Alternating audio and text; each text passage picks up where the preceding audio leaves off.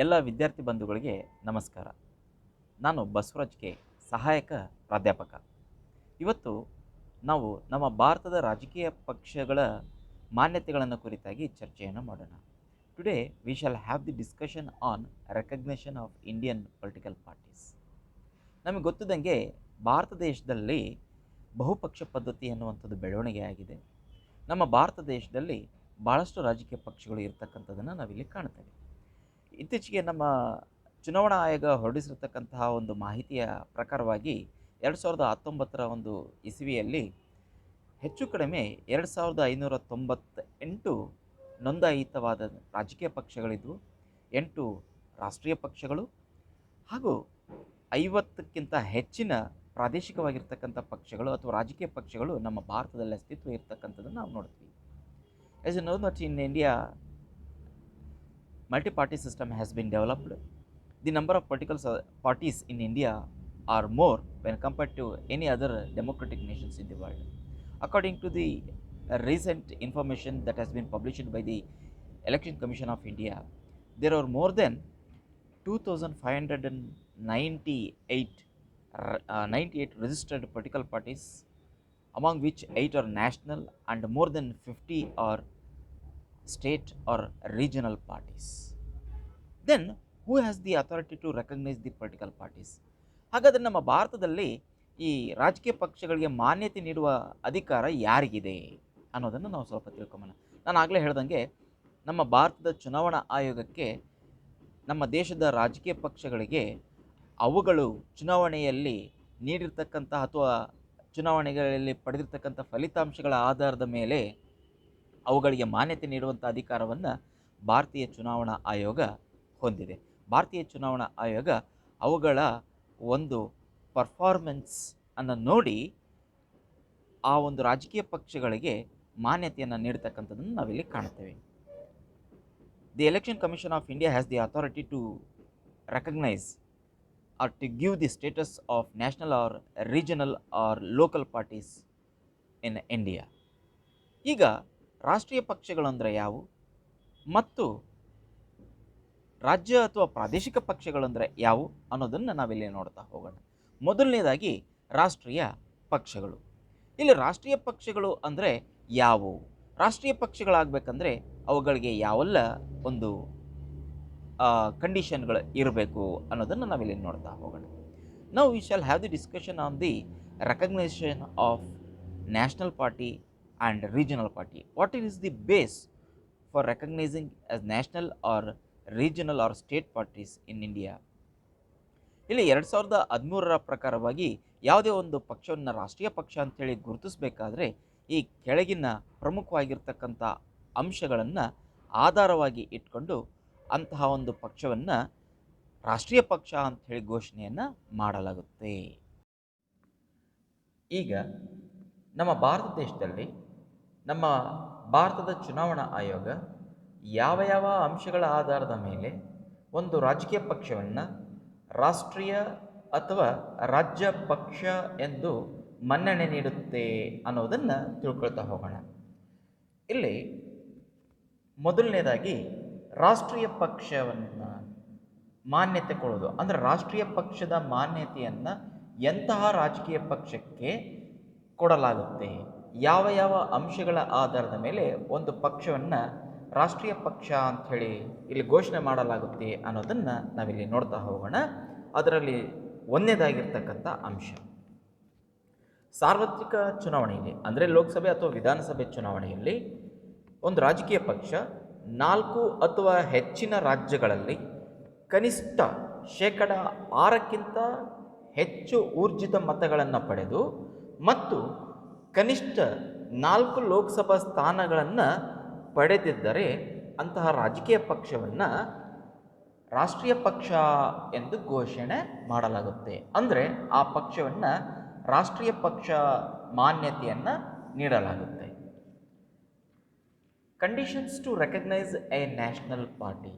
The election commission of India on certain conditions a political party will be given the status of national party. Such conditions are, in such conditions, number 1, if any political party secures at least 6% of the total valid votes polled in any four or more states at a general election to the Lok Sabha or to the state legislative assembly, and in addition to that it wins at least 4 seats in the Lok Sabha from any state or states. So, this is the first and foremost condition to recognize any political party as the national party. Second important condition to recognize any party as national party. Here, second condition is if it wins at least 2% of seats in the Lok Sabha at a general election from at least 3 different states. See, try to understand it. If any political party wins the at least 2% of the seats to the Lok Sabha, at least from 3 different states in the general election, such party will be considered as the national party. And thirdly, here, if any political party is recognized as a state party in 4 or more states, see, if any political party is recognized as the state or regional party in 4 or more states, such political party is also given the status of national party. So, these are the important conditions which a party should fulfill to be recognized as a national party. ಇಲ್ಲಿ ಎರಡನೇ ಮುಖ್ಯವಾಗಿರ್ತಕ್ಕಂಥ ಅಂಶ ಅಂದರೆ ಒಂದು ರಾಜಕೀಯ ಪಕ್ಷವನ್ನು ರಾಷ್ಟ್ರೀಯ ಪಕ್ಷ ಅಂತ ಹೇಳಿ ಅದಕ್ಕೆ ಮನ್ನಣೆಯನ್ನು ಕೊಡಬೇಕಾದ್ರೆ ಎರಡನೇ ಮುಖ್ಯವಾಗಿರ್ತಕ್ಕಂಥ ಅಂಶ ಏನು ಅನ್ನೋದನ್ನು ನಾವಿಲ್ಲಿ ನೋಡಬೇಕಾಗ್ತದೆ. ಯಾವುದೇ ಒಂದು ರಾಜಕೀಯ ಪಕ್ಷ 3 ಅಥವಾ ಹೆಚ್ಚಿನ ರಾಜ್ಯಗಳಿಂದ ಕನಿಷ್ಠ 2% ಲೋಕಸಭಾ ಸ್ಥಾನಗಳನ್ನು ಪಡೆದಿರಬೇಕು. ಇನ್ನೊಂದ್ಸರಿ ಹೇಳ್ತೀನಿ ಕೇಳ್ರಿ, ಯಾವುದೇ ಒಂದು ರಾಜಕೀಯ ಪಕ್ಷ 3 ಅಥವಾ ಹೆಚ್ಚಿನ ರಾಜ್ಯಗಳಿಂದ ಕನಿಷ್ಠ 2% ಲೋಕಸಭಾ ಸ್ಥಾನಗಳನ್ನು ಪಡೆದಿರಬೇಕು. ಅಂದರೆ ಲೋಕಸಭೆಯ ಒಟ್ಟು ಸ್ಥಾನಗಳಲ್ಲಿ 2% ಸ್ಥಾನಗಳನ್ನು 3 ಅಥವಾ ಹೆಚ್ಚಿನ ರಾಜ್ಯಗಳಿಂದ ಪಡೆದಿದ್ದರೆ ಅಂಥ ಒಂದು ರಾಜಕೀಯ ಪಕ್ಷವನ್ನು ಇಲ್ಲಿ ರಾಷ್ಟ್ರೀಯ ಪಕ್ಷ ಅಂತ ಹೇಳಿ ಗುರುತಿಸಲಾಗುತ್ತೆ ನಮ್ಮ ಭಾರತೀಯ ಚುನಾವಣಾ ಆಯೋಗದಿಂದ. ಇದ್ರ ಜೊತೆಗೆ ಇನ್ನೊಂದು ಅಂಶ ಇದೆ. ಯಾವುದೇ ಒಂದು ರಾಜಕೀಯ ಪಕ್ಷ 4 ಅಥವಾ ಹೆಚ್ಚಿನ ರಾಜ್ಯಗಳಲ್ಲಿ ರಾಜ್ಯ ಅಥವಾ ಪ್ರಾದೇಶಿಕ ಪಕ್ಷ ಎಂದು ಮನ್ನಣೆಯನ್ನು ಪಡೆದಿದ್ದರೆ ಅಂತಹ ಒಂದು ಪಕ್ಷವನ್ನು ಇಲ್ಲಿ ರಾಷ್ಟ್ರೀಯ ಪಕ್ಷ ಎಂದು ಗುರುತಿಸಲಾಗುತ್ತೆ. ರಾಷ್ಟ್ರೀಯ ಪಕ್ಷದ ಸ್ಥಾನಮಾನವನ್ನು ಚುನಾವಣಾ ಆಯೋಗ ನೀಡಲಾಗುತ್ತೆ. ಪ್ರಸ್ತುತವಾಗಿ ನಮ್ಮ ಭಾರತ ದೇಶದಲ್ಲಿ 8 ಮುಖ್ಯವಾಗಿರ್ತಕ್ಕಂತಹ ರಾಷ್ಟ್ರೀಯ ಪಕ್ಷಗಳು ಇರ್ತಕ್ಕಂಥದ್ದನ್ನು ನಾವಿಲ್ಲಿ ಕಾಣ್ಬೋದಾಗುತ್ತೆ. ಆ 8 ಪ್ರಮುಖವಾಗಿರ್ತಕ್ಕಂತಹ ರಾಷ್ಟ್ರೀಯ ಪಕ್ಷಗಳು ಅವುಗಳನ್ನು ನಮ್ಮ ಭಾರತ ಚುನಾವಣಾ ಆಯೋಗ ಆ ರೀತಿ ಅಂಶಗಳು ಹೊಂದಿರತಕ್ಕಂಥ ಕಾರಣದಿಂದ ಅದಕ್ಕೆ ರಾಷ್ಟ್ರೀಯ ಪಕ್ಷದ ಸ್ಥಾನಮಾನವನ್ನು ನೀಡಿರ್ತಕ್ಕಂಥದ್ದನ್ನು ನಾವು ನೋಡ್ತೀವಿ. ಇವಾಗ ಉದಾಹರಣೆಗೆ ನಾವು ಇಲ್ಲಿ ನೋಡ್ಬೋದು, ಇಂಡಿಯನ್ ನ್ಯಾಷನಲ್ ಕಾಂಗ್ರೆಸ್ ಅಂದರೆ ಭಾರತ ರಾಷ್ಟ್ರೀಯ ಕಾಂಗ್ರೆಸ್ ಆಗಿರ್ಬೋದು, ಭಾರತೀಯ ಜನತಾ ಪಾರ್ಟಿ ಆಗಿರ್ಬೋದು, ಅದರ ಜೊತೆಗೆ CPI communist party of India ಆಗ್ಬೋದು, CPIM communist party of India Maoist ಆಗ್ಬೋದು. ಈ ರೀತಿ ಕೆಲವು ಪ್ರಮುಖವಾಗಿರ್ತಕ್ಕಂತಹ ರಾಜಕೀಯ ಪಕ್ಷಗಳು ಏನಿದಾವಲ್ಲ, ಇವು ರಾಷ್ಟ್ರೀಯ ಮಾನ್ಯತೆಯನ್ನು ಪಡೆದಿರ್ತಕ್ಕಂತಹ ಒಂದು ಪಕ್ಷಗಳಾಗಿರ್ತಕ್ಕಂಥದ್ದನ್ನು ನಾವಿಲ್ಲಿ ನೋಡ್ತೇವೆ. ಈಗ ರಾಜ್ಯ ಪಕ್ಷಗಳು ಅಥವಾ ಪ್ರಾದೇಶಿಕವಾಗಿರ್ತಕ್ಕಂತಹ ಪಕ್ಷಗಳು, ಇಲ್ಲಿ ಒಂದು ಪಕ್ಷವನ್ನು ರಾಜ್ಯ ಪಕ್ಷ ಅಥವಾ ಪ್ರಾದೇಶಿಕ ಪಕ್ಷ ಅಂತಂದು ಹೇಳಿ ಅದಕ್ಕೆ ಮಾನ್ಯತೆಯನ್ನು ಕೊಡಬೇಕಾದ್ರೆ ಯಾವೆಲ್ಲ ಅಂಶಗಳು ಇರಬೇಕು ಅಥವಾ ಯಾವೆಲ್ಲ ಅಂಶಗಳನ್ನು ಅದು ಪೂರೈಸಿರಬೇಕು ಅನ್ನೋದನ್ನು ನಾವಿಲ್ಲಿ ಒಂದೊಂದಾಗಿ ಇಲ್ಲಿ ನೋಡ್ತಾ ಹೋಗೋಣ. ಇಲ್ಲಿ ಭಾರತೀಯ ಚುನಾವಣಾ ಆಯೋಗ ಅಥವಾ ಭಾರತದ ಚುನಾವಣಾ ಆಯೋಗ ಕೆಲವು ಅಂಶಗಳ ಆಧಾರದ ಮೇಲೆ ಒಂದು ಪಕ್ಷವನ್ನು ರಾಜ್ಯ ಪಕ್ಷ ಅಂತ ಹೇಳಿ ಗುರುತಿಸಬೇಕಾದ್ರೆ ಇಲ್ಲಿ ಕೆಲವು ಮುಖ್ಯವಾಗಿರ್ತಕ್ಕಂಥ ಅಂಶಗಳನ್ನು ಅದು ಪೂರೈಸಲೇಬೇಕಾಗ್ತದೆ.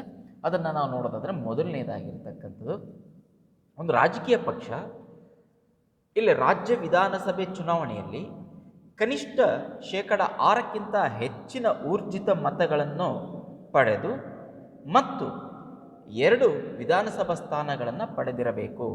ಇದು ಒಂದು ಮುಖ್ಯವಾಗಿರ್ತಕ್ಕಂಥ ಅಂಶ. ಈ ಅಂಶವನ್ನು ಪೂರೈಕೆ ಮಾಡಬೇಕು. ಇನ್ನೊಂದು ಸರಿ ಹೇಳ್ತೀನಿ ನೋಡ್ರಿ. ಯಾವುದೇ ಒಂದು ರಾಜಕೀಯ ಪಕ್ಷ ರಾಜ್ಯ ವಿಧಾನಸಭೆ ಚುನಾವಣೆಯಲ್ಲಿ ಕನಿಷ್ಠ 6ಕ್ಕಿಂತ ಹೆಚ್ಚಿನ ಊರ್ಜಿತ ಮತಗಳನ್ನು ಪಡೆದಿರಬೇಕು. ಅದರ ಜೊತೆಗೆ 2 ವಿಧಾನಸಭಾ ಸ್ಥಾನಗಳನ್ನು ಪಡೆದಿರಬೇಕು ಚುನಾವಣೆಯಲ್ಲಿ. ಆ ರೀತಿ ಇದ್ದಾಗ ಅದನ್ನು ನಾವು ರಾಜ್ಯ ಪಕ್ಷ ಅಂತ ಹೇಳಿ ಕರಿಬೋದಾಗುತ್ತೆ. ಅದು ಇಲ್ಲ ಅಂದರೆ ಈ ಅಂಶವನ್ನಾದರೂ ಅದು ಪೂರೈಕೆ ಮಾಡಬೇಕು. ಎರಡನೇದಾಗಿರ್ತಕ್ಕಂಥದ್ದು ಅದು ಏನು ಅಂದರೆ, ಲೋಕಸಭೆ ಚುನಾವಣೆಯಲ್ಲಿ ಒಂದು ರಾಜಕೀಯ ಪಕ್ಷ ಕನಿಷ್ಠ 6% ಊರ್ಜಿತ ಮತಗಳನ್ನು ಪಡೆದಿರಬೇಕು ಮತ್ತು ಲೋಕಸಭಾ ಸ್ಥಾನವನ್ನು ಅಂದರೆ ಒಂದು ಲೋಕಸಭಾ ಸ್ಥಾನವನ್ನು ಪಡೆದಿರಬೇಕು. ಇನ್ನೊಂದ್ಸರಿ ಹೇಳ್ತೀನಿ ನೋಡ್ರಿ.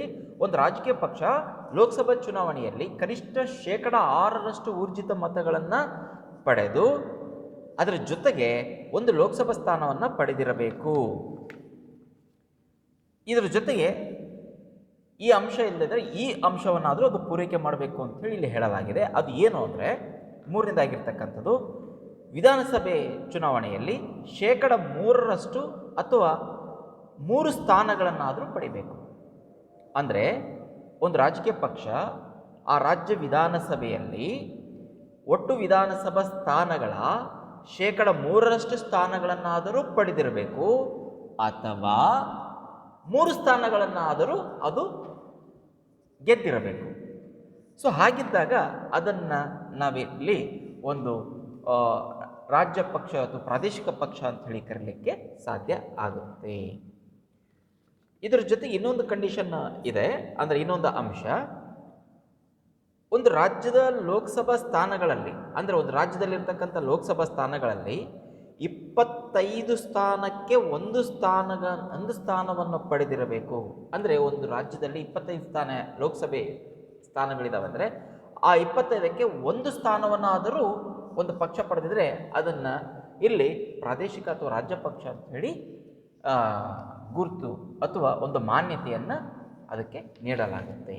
ಸೊ ಇವೆಲ್ಲವೇನಿದಾವೆ ಇವೆಲ್ಲವೂ ಸಹಿತ ಒಂದು ಪಕ್ಷವನ್ನು ರಾಜ್ಯ ಪಕ್ಷ ಅಂತ ಹೇಳಿ ಘೋಷಣೆ ಮಾಡಲಿಕ್ಕೆ ಅಥವಾ ರಾಜ್ಯ ಪಕ್ಷ ಅಂತೇಳಿ ಗುರುತಿಸಲಿಕ್ಕೆ ಅಥವಾ ರಾಜ್ಯ ಪಕ್ಷ ಅಂತೇಳಿ ಮಾನ್ಯತೆಯನ್ನು ನೀಡಲಿಕ್ಕೆ ಅನುಸರಿಸ್ತಕ್ಕಂಥ ಮಾನದಂಡಗಳಾಗಿವೆ. Conditions to recognise a state party. Election Commission of India has imposed certain conditions which to be fulfilled by a political party to considered as a regional party or state party. Here such conditions can be observed. If a political party secures at least 6% of the valid vote in an assembly or a Lok Sabha at a general election of the state concerned or respective state. Means any political party should secure at least 6% of the valid vote along with the 2 assembly elections. Along with the 2 assembly seats. So this is very important condition. In addition, it wins 2 seats in the assembly of the state concerned. Once again, in addition, it wins 2 seats in the assembly of the state concerned, or it wins 1 seat in the Lok Sabha from the state concerned. So it is very important condition which a party should secure to be considered as the regional or state party. Along with this, if a party wins at least 3% of total seats or 3 seats in the legislative assembly of the respective state, it is considered as the state party. So these are the very important conditions which to be fulfilled by the political party to be recognized as the state or regional party in India. So these are the important conditions says party should be fulfilled to recognize as a national or state level party. So with this today we shall conclude the class. Remaining things we shall discuss in our next class.